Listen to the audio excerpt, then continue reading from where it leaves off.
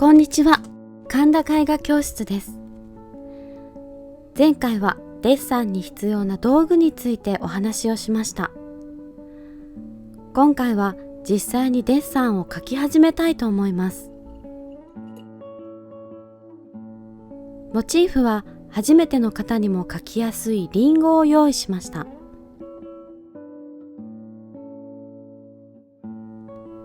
まず鉛筆の持ち方について説明します。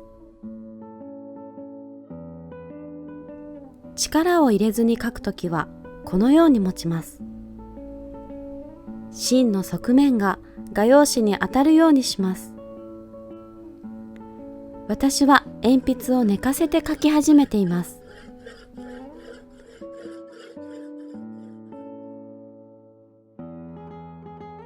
もう一つの持ち方です。この持ち方は文字を書くときと同じです。細かい部分を書くときや力を入れて書くときは芯の先を画用紙に当てるようにします。私の場合は書き始めは鉛筆を寝かせて、形が取れてきてから鉛筆を立てて書きます。リンゴの前にイーゼルを置きます。家にイーゼルがない場合、スケッチブックを手に持って描いても大丈夫です。絵のすぐ横にリンゴが見えるように椅子を置きます。リンゴは利き腕の反対側から見るようにします。私は右利きなので、左からリンゴを眺めます。描く前にいろいろな方向からリンゴの形を観察します。そうすると立体感を把握しやすいと思います。それでは描き始めます。まずは鉛筆を寝かせて大まかな形を取ります。軽い線でラフに描いています。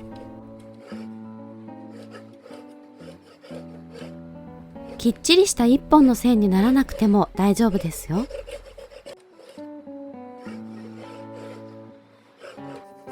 大まかな明暗を全体にざっくりと入れます。ボリュームを出すように鉛筆を乗せていきます。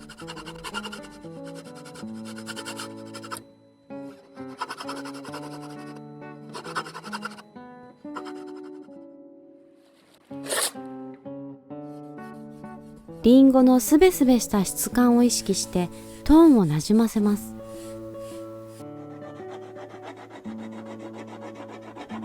さらに書き込んでいきます。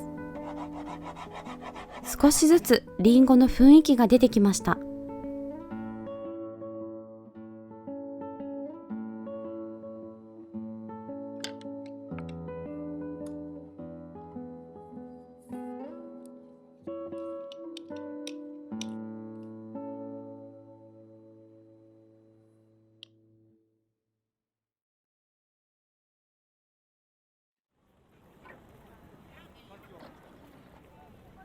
今日はここまでです。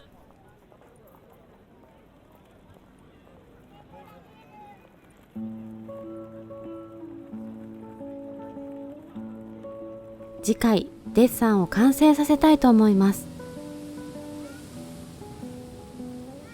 どうぞお楽しみに。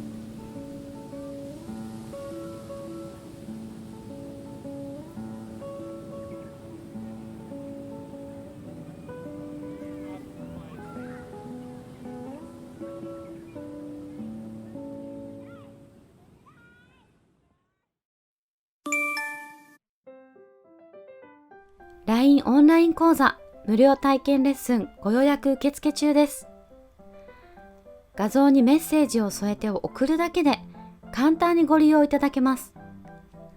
詳しくは概要欄をご覧ください。